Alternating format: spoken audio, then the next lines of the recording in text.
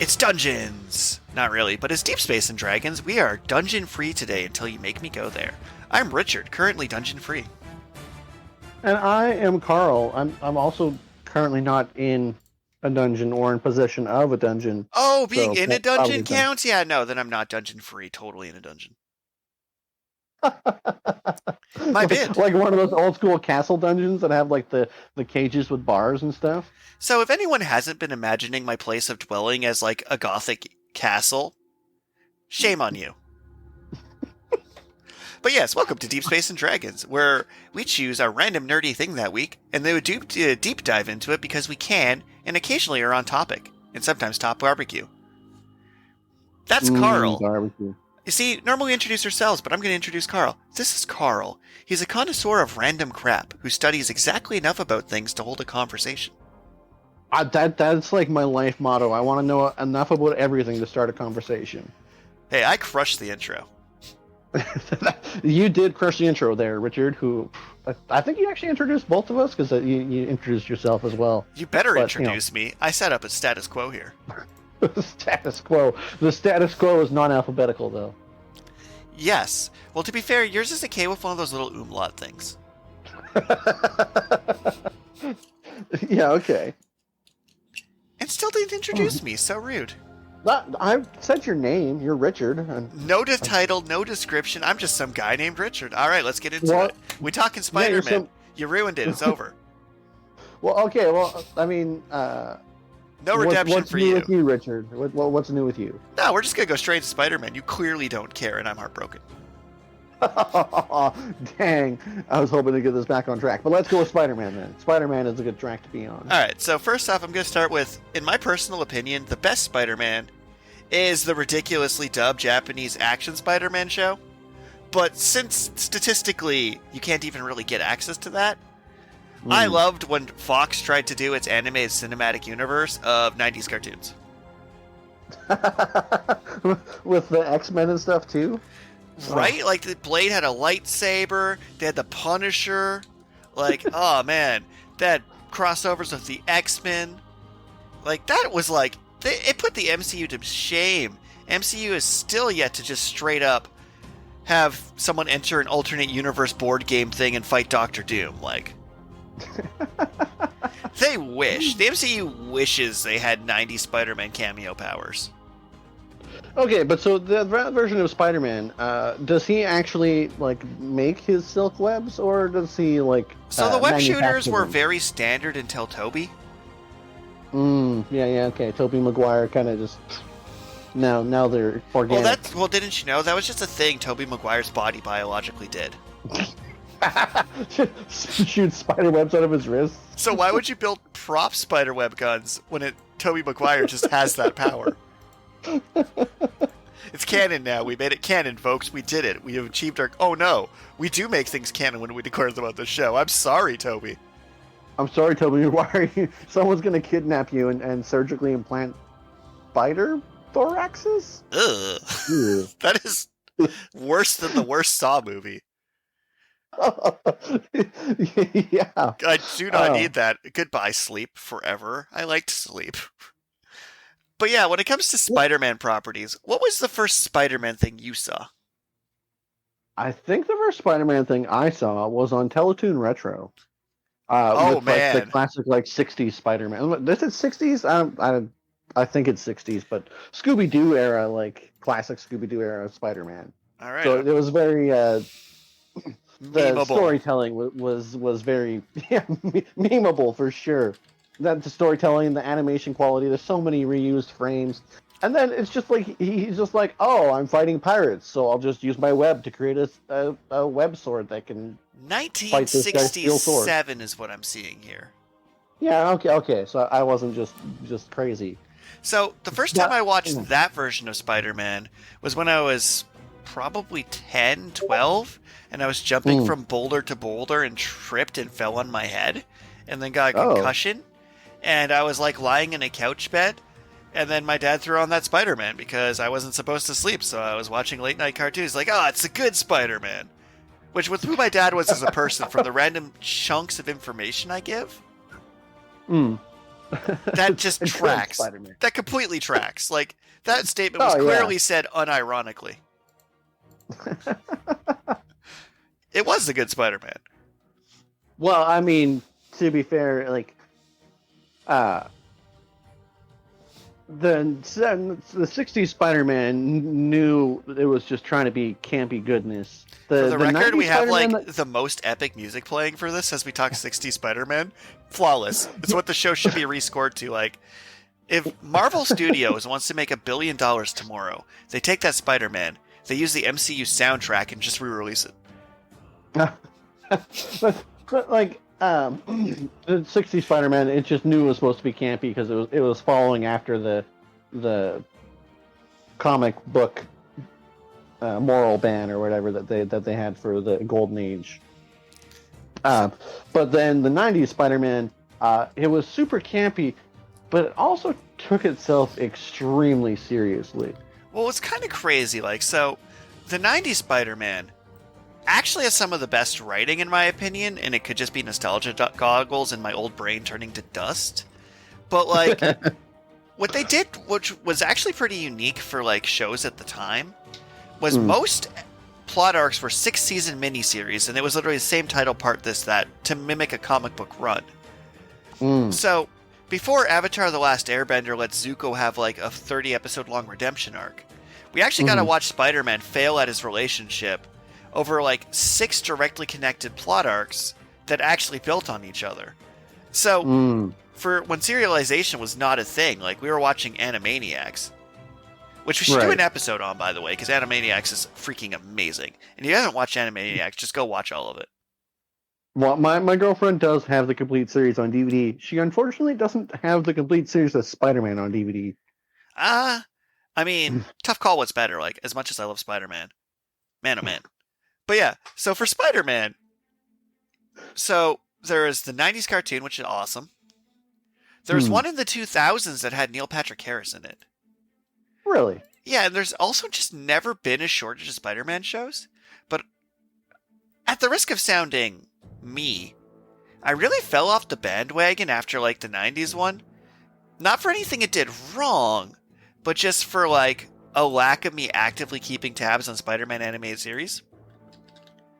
Well, I believe they actually did. I think it might have been the 90s one, but there have been so many reboots, like Ultimate Spider-Man, Amazing Spider-Man.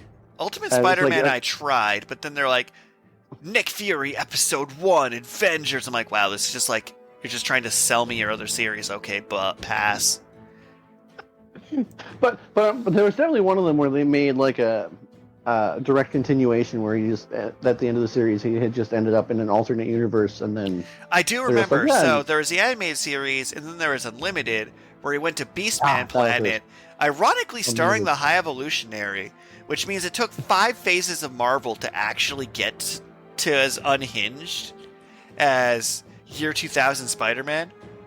I'm shocked they didn't call it Spider-Man 2000, because it came out in the year 2000, but you know. Oh man, Spider-Man wasn't in Guardians of the Galaxy 3. Misplay right there. Yeah.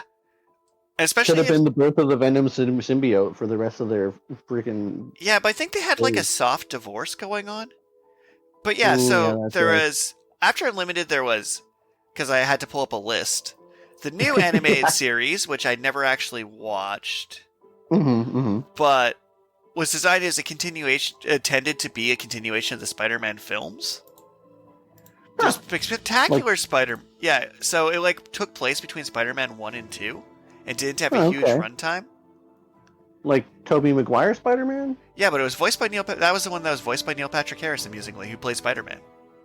Huh. Yeah, okay. I mean, I guess that makes sense. And then there was the Spectacular Spider-Man, which I never actually... Like, I think I saw an episode of 2 or that one. Man, how many alliterations do they have about Spider-Man? Like, it's... Well, no. There's only, like, 6 animated series, which, honestly... is a surprisingly low count for me never thinking of a time where I could turn on the TV and not find Spider-Man. That is kind of surprising. And then Ultimate Spider-Man ran for 4 seasons, so... And I feel like Ultimate, Unlimited, Spectacular, Amazing. Yeah. The Spider-Man is the Spider-Man separate from Spider-Man? There's the Spectacular Spider-Man, but there's Spider-Man 1967 and Spider-Man 1981, and I'm not sure which one you're remembering because I'm sure they were both ancient and terrible.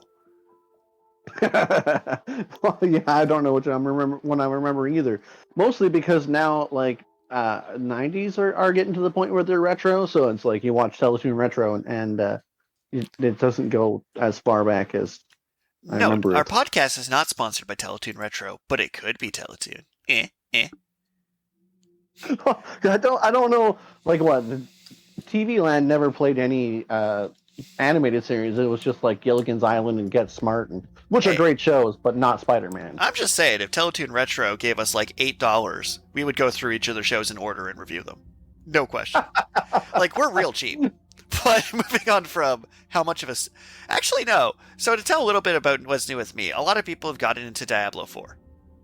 Okay. And one of my friends was like, how many books would you need to sell to buy Diablo? And I'm like, 10. It's like, so if I sell 10 books this week, you'll come play Diablo with me? I'm like, yeah, absolutely. Huh. So it's like, Have yeah, they no. sold 10 books yet? Not yet. But that's kind of the joke, is like, for me, it really doesn't take much to win me over because I'm an author. Right. And like, as an author, it's like, hey, free shrimp, better put that in my bag for later. Oh, gross. And like, you put it in a Ziploc. Free food? Yeah. I'm a college student. Kidding me? Okay, I mean, that's fair. I have had a hamburger in a Ziploc bag, and then you just pull it out of your pocket, and everyone looks at you weird, and it's just kind of funny. But I'm just saying, how's perfectly that safe. worse than a room temperature lunchbox that has the courtesy of being a lunch in box shape? How many people send their kids to school with shrimp? I mean, cool parents. Anyways. It's pre-cooked, probably. Just frozen shrimp in a bag, and then you just boil some water with like one of those hot tea machines and make shrimp. Well, you know what? Spider-Man probably has a gadget to cook his shrimp because he's kind of like discount Batman. Man, I hate when Spider-Man... It's like, I love that he's a scientist, and that's like a big part of the Spider-Man character arc. But also, like... I don't know, it's weird. Like, Spider-Man is one of those characters that keeps getting power-ups to fit his setting, and I'm like, but I like him as a scrappy underdog, because that's what makes him quippy and amusing. And then it's like, oh yeah, he's just going to pick up the power cosmic and punch the Hulk into space. I'm like, no, I want to watch him struggle to make his rent because he's stopping muggers. That's Spider-Man.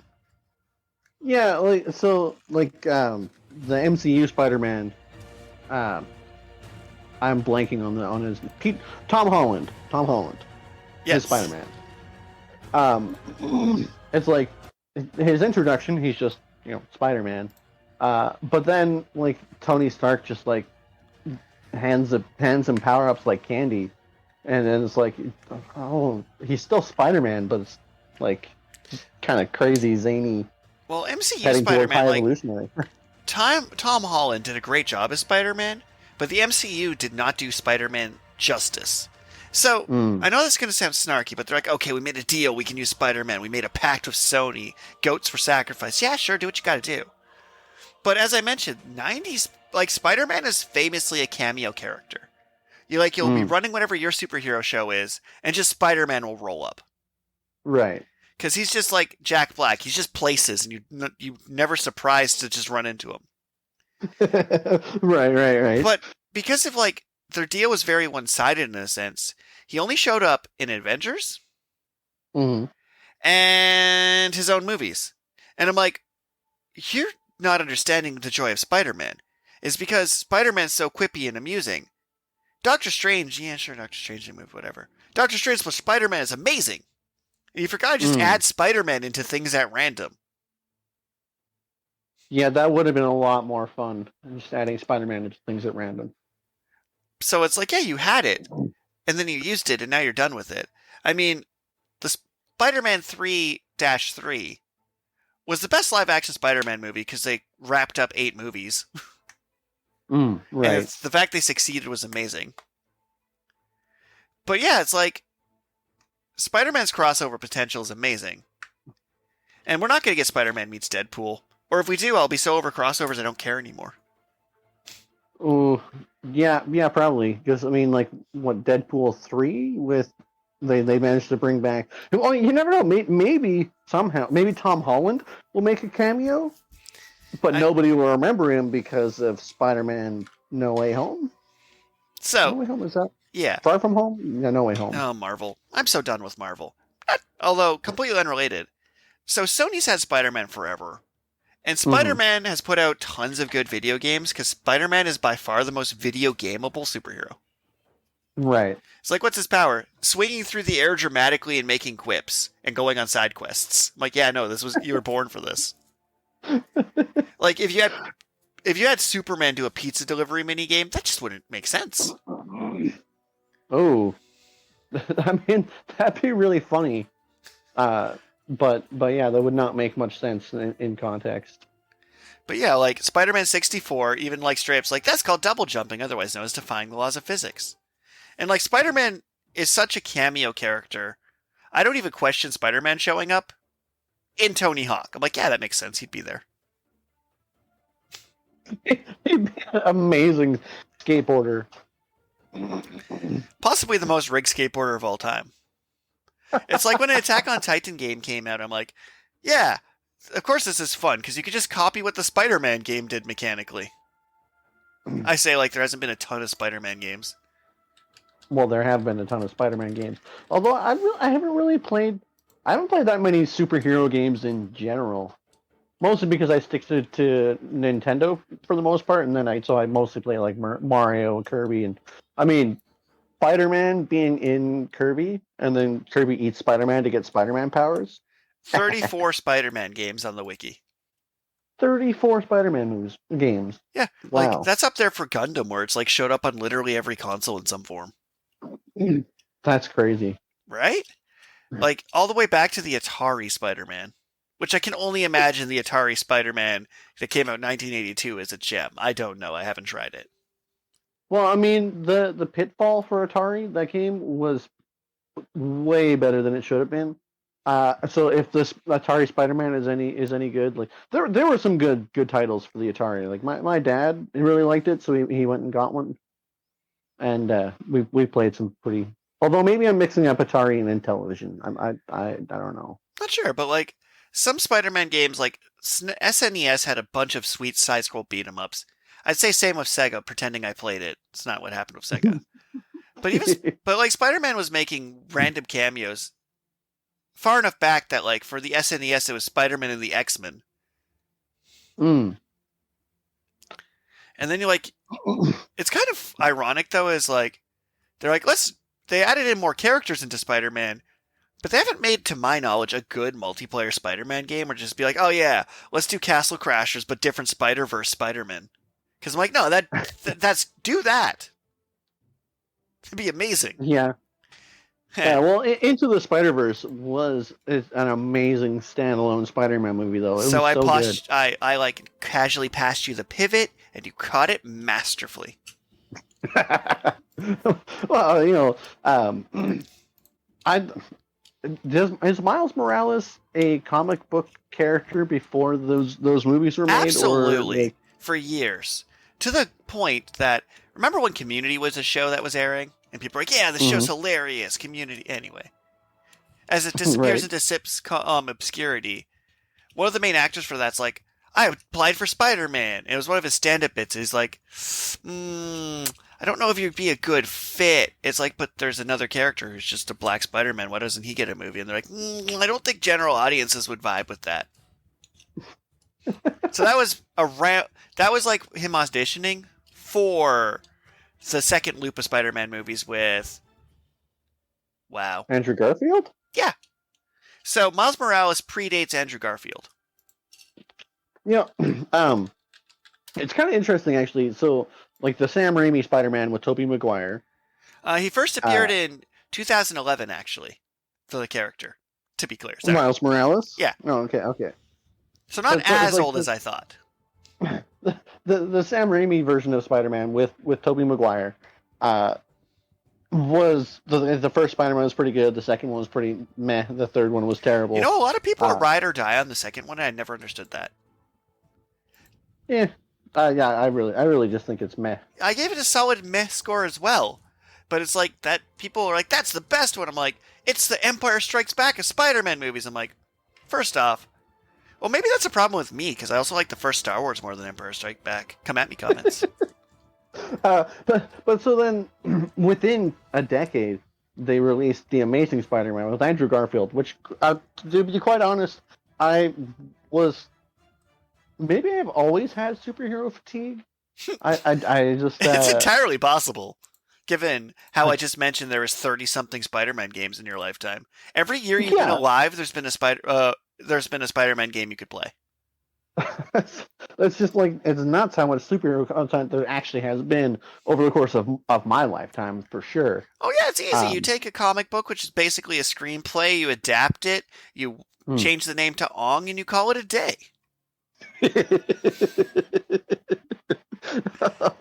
Avatar: The Last Airbender, done so dirty. By the way, that was like linguistic equivalent calling him Spiderman by Porter Potler. Like, no reason for Spiderman. But so, maybe if you want to quickly look up when The Amazing Spider-Man came out, but the Into the Spider-Verse, because it's an animated movie, even though it is like an origin story for Spider-Man, or Miles Morales as Spider-Man, it actually felt incredibly fresh compared to like the two live action trilogies that came before, and I'm pretty sure they're not that far apart. Like each of them maybe like 15, 16 years apart between Sam Raimi and Amazing or Into the Spider-Verse. Something like that. Because Sam Raimi was 2007 and Into the Spider-Verse. Oh. So Amazing was 2012. So there's about a 6-year gap, which by the way is less time than James Cameron figured out how to waterproof cameras. Yeah, okay. And then between Amazing and Tom Holland was only 3 years. Well, that like the first Amazing Spider-Man, most people think is pretty amazing, but the other Amazing Spider-Man movies, Spider-Man. Oh no, I hated it. Oh, I hated it. Oh, really? So here's my thoughts. So Peter Parker is a doofy nerd kid. That is his character. And like, yeah, I'm going to make him a dark, edgy skateboarder. I'm like, that's the exact moment I became an adult, was I could no longer identify with Peter Parker. That is the exact moment my childhood died, where it's like, yeah, he's going through high school with his, like, edge. And I'm like, why is Spider-Man getting an edgy reboot? He makes quips and puns. And then when he got back to Spider-Man 3-3, he's all like, yeah, I'm Andrew Garfield Spider-Man, I'm still quippy. And I'm like, no, you weren't. You were weirdly dark and edgy. Why were you dark and edgy? You were Spider-Man. Grow up. But so Into the Spider-Verse, I highly recommend, even though there it's just a good movie. So many reboots and remakes of Spider-Man within a very short period of time. That one in particular stands out, and a part of its freshness is animation, because animation is just so good. Animation is not just for kids. Well, not just that. Like, so let's pause for a moment about the genre redefining. First thing that's impressed me with animation since Arcane or Gundam Hathaway's Flash. Like, all right, amazing animation. Not going to shortchange that. Running different characters at different frame rates to show their skill levels was a thing they did. So Into the Spider-Verse is insanely good. But also, here's something it did that no other Spider-Man movie has done. It didn't follow Peter Parker. That is very important, that we got to follow a different character as Spider-Man. And then everyone's like, people are like, no, you can't. I'm like, yes, you can, and it worked out great. Well, I haven't seen Across the Spider-Verse yet. Neither have I. No spoilers. We can't even spoil it if we wanted to. Ha ha ha ha ha. Well, okay, minor spoiler alert. What? I just gave a bit. It is an Empire Strikes Back movie. Well, yeah. The second sequel is either Empire Strikes Back or Forgettable. You have two options. You either go darker, edgier, and end on a cliffhanger, a la Empire Strikes Back, or you do more of the same thing, which then you get John Wick to John to Wick, where you're like, yeah, that was just more John Wick, right? Those are really your only two options I've seen done. So if anyone can tell me about a sequel that wasn't either Empire Strikes Back or John Wick 2, let me know in the comments, because I've never seen it. Puss in Boots: The Last Wish? That was not number 2. Specifically, the second movie followed these rules. It's either bad or The Empire Strikes Back. Like, if Iron Man 2 ended with Tony Stark being frozen in carbonite after saying I know to a love proclamation, and with Rodney doing, like, push-up trainings in the swamp, it would have been the worst Iron Man movie. Same with Thor 2. If Thor 2 ended with, like, Asgard getting blown up and they ended Thor 2 that way, and then Thor 3 starts with, like, Planet Hulk, would have done much better. Well, okay, but this cliffhanger thing, it seems to be a Hollywood trend because they want people to watch the next movie. Because, like, just as a random segue, Fast X does not end. Well, first he drives off a dam all the way from an explosion, and that's it. It's like, no, that what? We need to do a Fast and the Furious episode, because that franchise is so nuts. There is a movie where they launch a car into space that ended up boring. And I cannot believe those two things are combining. Last time I watched a car get launched into space, it was the amazing live animated Transformers movie, and that was awesome. The fact they made a movie with a car getting launched into space boring. Oh, but back to Spider-Man. Yeah, Spider-Verse was just great because in case for whatever reason you've lived under a rock your entire life and avoided the 30 games, the 10 live-action movies, the 12 animated movies, the 7 animated secrets, the card games, the trading cards, the lunch boxes, and the cameos, and you don't know who Peter Parker is, Spider-Verse showed you a different Peter Parker. It's like, yeah, no, he's already an established Spider-Man, because that makes sense, because we just spent 30 games establishing him. Let's deconstruct him a bit. And I'm like, that's amazing. That's good job. 10 out of 10. Where if it was live action Into the Spider-Verse instead of animated, it would have lost some stuff. But we've talked about this in DC movies a lot too. It's still just a better script. Like, compared to the last Spider-Man crossover, 3 movies crossing together, Spider-Verse was a much better script. Because it also told a tight, personal story. And it's like it was about Spider-Man, but it wasn't about Peter Parker. Mm-hmm. And I think the world's ready for a Black Spider-Man. Well, with that, maybe we should move on to our random question of the day. Oh, man. Hopefully, okay, random question. Sorry, that was just such a powerful ending line by me. I'm just caught up in my own smugness.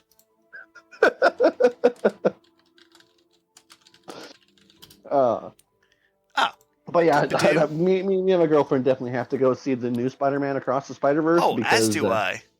I've heard good reviews about it, and the first one was so good. I can't wait to see what they do with the new one. Okay, here's a random question. What's something you're proud of? What's something I'm proud of? So when my boss, he built a store and there was a house across the alley, and we needed more parking, so he bought the house across the alley. This is not the story I was expecting. Please do go on. And so then he was going to just tear it down and turn it into a parking lot. But one of our delivery drivers was like, whoa. Don't tear down that house. Just tear down the fence, pour gravel in the backyard, and then we'll park there. And then if they come at us for having an improper parking lot, then we'll deal with it then.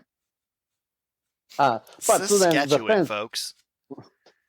the fence got torn down, and the fence boards sat in the remnants of the backyard, kind of tucked behind a tree next to the house. So I'm surprised nobody actually stole them. I guess for like firewood or anything they might want. But so I ended up moving into this house because it was dirt cheap, because my boss didn't actually care about the house. They cared more about the I do need to pause for a moment before you continue the story.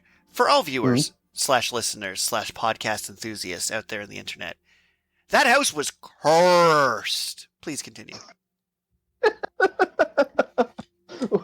Okay, but so we've talked about.